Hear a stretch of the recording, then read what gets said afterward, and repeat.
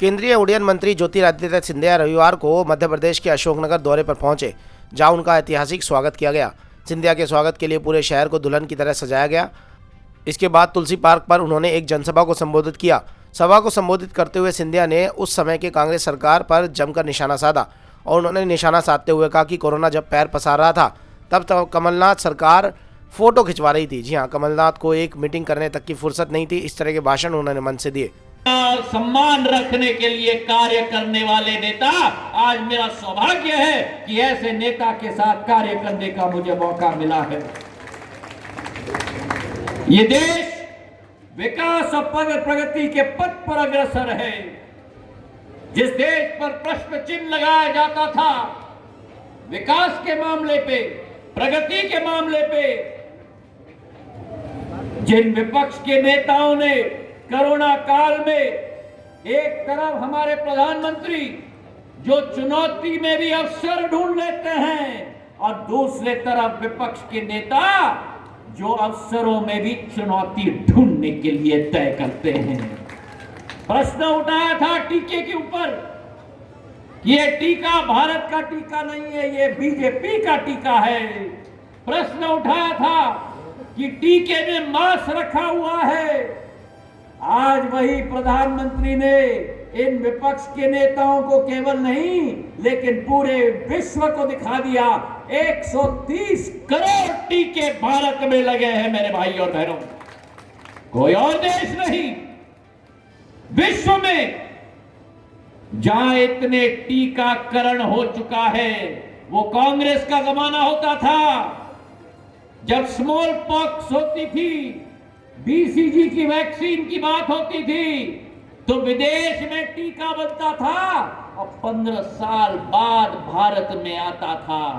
और आज ये कोरोना काल है, जो कोरोना काल में प्रधानमंत्री नरेंद्र मोदी जी के नेतृत्व में पहला टीका भारत में बनता है और फिर उस टीका का एक्सपोर्ट और आयात किया जाता, निर्यात किया जाता है अन्य देशों को। वो भारत प्रधानमंत्री जी के नेतृत्व में जो आज विश्व पटल पर उजागर हो रहा है। जब विश्व नेताओं की लाइन लगती है तो पहले मोदी जी का नाम लिया जाता है। और आज उस कोरोना काल में जो जज्जी ने कहा, ब्रिजेन ने कहा, उमेश के भी फोन आते थे, मेरे पार्टी के अनेक कार्यकर्ता के फोन आते थे। ये मेरा सौभाग्य है कि जब फोन आता है तो उसी फोन व्यक्ति को फोन किया जाता है जिससे लोगों को आशा अभिलाषा होती है कि कुछ हमें विकास और प्रगति मिल पाए। मुझे याद है वो नौजवान जिसने मुझे फोन किया था अशोकनगर से कि उसके पास थर्मोमीटर नहीं, उसके पास अपने फेफड़ों के इलाज करने के लिए मशीन नहीं। और उस समय मैंने जज्जी को फोन किया था और उस नौजवान को 20 मिनट के अंदर गांव के अंदर अशोकनगर में हमने थर्मोमीटर और फेफड़ों का मशीन पहुंचाया। मेरे भाई और बहनों, वो कोरोना काल, जिस कोरोना काल में इंजेक्शन नहीं मिल रहा था, मध्य प्रदेश को 10,000 रेमडेसिविर के इंजेक्शन हमने मिलकर दिलवाए। जो शिवराज सिंह जी और हमने मिलकर सेवा की भाग की सोच रखी थी। समझो आप कि अगर कांग्रेस की सरकार होती तो कोरोना में क्या हाल होता। मेरे भाई और बहनों, जिस कांग्रेस का मुख्यमंत्री के पास कोरोना के लिए मीटिंग करने का समय नहीं, लेकिन इंदौर में फिल्म फेस्टिवल में जाकर, आईफा अवार्ड में जाकर अभिनेता और अभिनेत्री के साथ खड़े होने का मौका मिलता था। क्या हाल होता मध्य प्रदेश का। उन भ्रष्टाचारियों की हमने दरवाजा बंद कर दिया। जो लोग जनता के साथ खिलवाड़ करते थे उनका दरवाजा बंद करने का काम ज्योतिरादित्य सिंधिया ने किया है।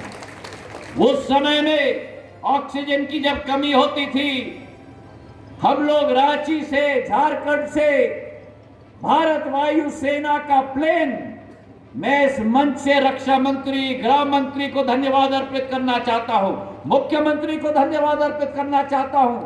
खाली ट्रक वायुसेना के प्लेन में रांची जाती थी और भरी हुई ट्रक ऑक्सीजन की प्रधानमंत्री जी के नेतृत्व में रेलवे के वैगन में डल के ग्वालियर आती थी ताकि अशोकनगर को ऑक्सीजन मिल पाए। रोज फोन आते थे कि 50 या 60 ऑक्सीजन के सिलेंडर चाहिए। रोज ग्वालियर ट्रक जाता था, भर के आता था ताकि एक अशोकनगर की मेरे परिवार के सदस्य की जान की हानि न हो पाए। मेरे भाई और बहनों, 5 नए एसी के एम्बुलेंस हमने दिलवाए हैं, एक मुरैना के लिए, एक शिवपुरी के लिए, एक अशोकनगर के लिए, एक गुना के लिए। मुफ्त में 20-20 लाख का एम्बुलेंस दिलवाया है और उसमें लंग मशीन की भी व्यवस्था हो चुकी है।